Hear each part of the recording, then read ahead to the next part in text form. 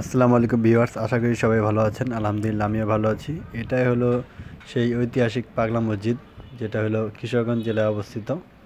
এটা হলো সেই বাইরের দৃশ্য এই মসজিদের। আমি আপনাদেরকে এটা ঘুরিয়ে দেখার চেষ্টা করব যে এটা কেমন আর কি মসজিদের দৃশ্যটা। আর এখানে আমি নামাজও পড়েছিলাম, এটার ভিতরের দৃশ্য এটা। এটা অনেক সুন্দর একটা মসজিদ। এটার ভিতরে এসি করা এবং অনেক পরিষ্কার পরিচ্ছন্ন, অনেক সুন্দর একটা মসজিদ, ঠান্ডা পরিবেশ অনেক। আপনারা এখানে যে ঘুরে আসতে পারেন। এটা কিশোরগঞ্জ জেলা শহরের মধ্যে অবস্থিত। এটা স্টেশন থেকে 15 টাকা অটো ভাড়া এখানে।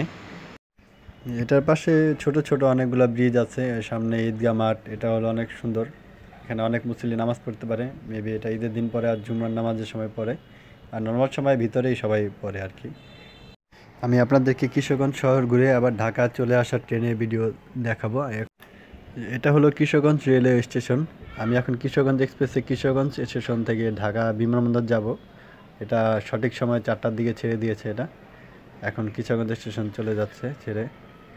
তারপর এটা গিয়ে দাঁড়াবে হলো গচিহাটা স্টেশনে। যে এটা হলো গচিহাটা স্টেশন। এখানে কিছুক্ষণ সময় বিরতি দিয়ে এটা আবার ছেড়ে দিল।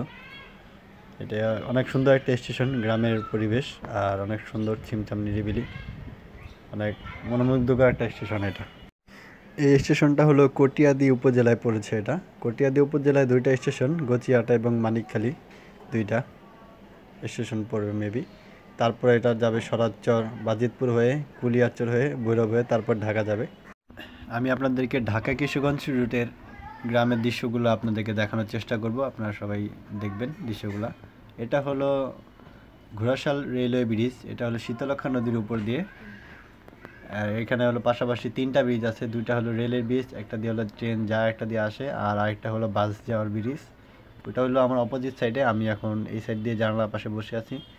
এটা ভিডিও করার চেষ্টা করলাম। এটা হলো অনেক মোটামুটি অনেক সুন্দর একটা নদী আর অনেক বড়। এটা হলো ঘোড়াশাল স্টেশনে আর কি, ঘোড়াশাল রেলওয়ে স্টেশনের পাশেই এই ব্রিজটি অবস্থিত। তারপর এটা সামনে স্টেশনটা হলো নরসিংদী স্টেশন। ওইটা নরসিংদী যাবে। এটা হলো যাওয়ার দিনে ভিডিওটা করেছিলাম। তারপর এটা নরসিংদীর দিকে যাচ্ছে এটা ট্রেনটা। এখন যে ট্রেনটি দেখতে পাচ্ছেন এটা হলো কর্ণফুলী এক্সপ্রেস, ঢাকা চট্টগ্রাম যাওয়ার 4 নং কর্ণফুলী এক্সপ্রেস ট্রেন। এটা ক্রসিং হচ্ছে, এটাকে পিএসসি করে আমরা সামনের দিকে আগাচ্ছি।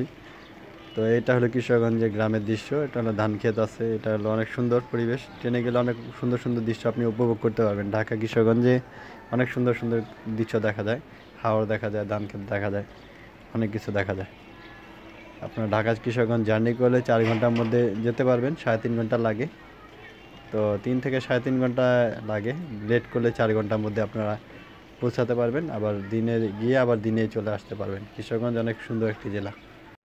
আমার ভিডিওটি আপনাদের ভালো লাগলে অবশ্যই লাইক, কমেন্ট এবং সাবস্ক্রাইব করবেন এবং শেয়ার করে দিবেন।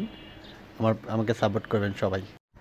ধন্যবাদ সবাইকে ভিডিওটি সম্পূর্ণ দেখার জন্য।